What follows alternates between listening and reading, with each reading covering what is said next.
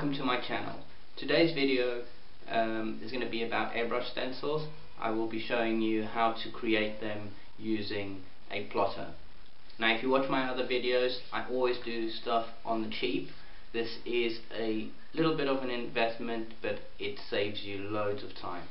So what I'll be showing you is how to create a stencil like this. For example, excuse the condition, I didn't do this today. So something like that, using a bit of cheap vinyl that you can buy in your pound shop or dollar store, wherever. So if you don't know what a plotter is, it is pretty much like a printer, and I'll just cover the brand there because I'm not being sponsored by anyone. So basically that's what it is.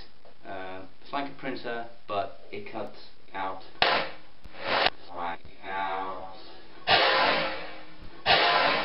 your design on whatever you, pretty much whatever you want. Paper, vinyl, mylar, so you can make them reusable, etc. But today we will be using a bit of vinyl to do it on. So before we do that, let me just thank all of you guys for watching my videos, all of you guys for the support.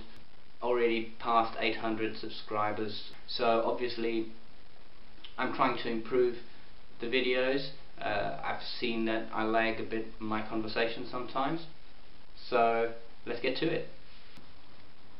Okay guys, so we go on our computer, we open up the program that came with the equipment. There's loads of programs you can use.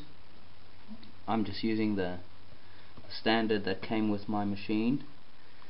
You choose a picture. You can get a picture on the internet or wherever. You'll get the hang of it quickly. So we've selected our images, we trace the image, we're going to get rid of our originals, and then what we're left with is the outline. That's going to be our stencil. Okay, so let's just make that a little more fancy. Okay, so once you're happy with your sizes and all your fonts and all that stuff, we won't worry too much because this is just an example. Then you are going to send it out to cut. Okay, so just excuse the settings and where it is because I've just moved, so it's going to be right on there. So we load our vinyl, okay, and we're going to cut.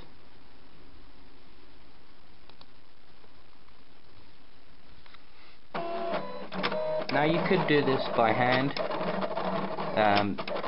If you check out my other videos, you'll see other ways of creating stencils. This is just a very efficient way of doing it. It's more precise and it's less time consuming. If you're like me and want to get straight to painting, then this is the way to go. This is a cheap option. I do everything on the cheap, as you know, if you see my other videos. So, if you've started airbrushing, do a few t-shirts for your friends and stuff like that, charge them a few quid and you'll soon save up for something like this. I'd actually recommend getting something like this before you get a better airbrush, just because this will help you create stuff, cool stuff, and that's how you're going to progress, is training. So make sure you check out my next video as well. As I said, I've just moved, so I will be working indoors now. So I've got a little air compressor. I'll be reviewing it in the next video. So make sure you check that out. and now I'll show you the outcome.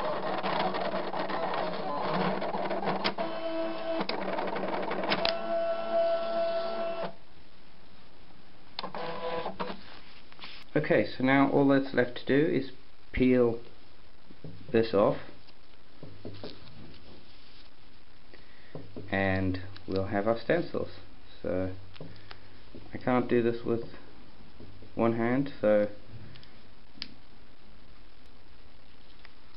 okay guys, so this is what we end up with. So this is why I did two of these, to show you a positive and a negative. So basically, if you stick that on your artwork or well, your surface, whatever, and spray it in, that's what it's going to look like.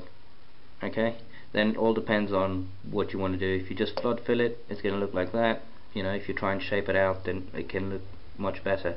But if you're a beginner, you know, these lines are impossible to achieve, and if you cut it out by hand, it's going to take you ages, and that will do the trick.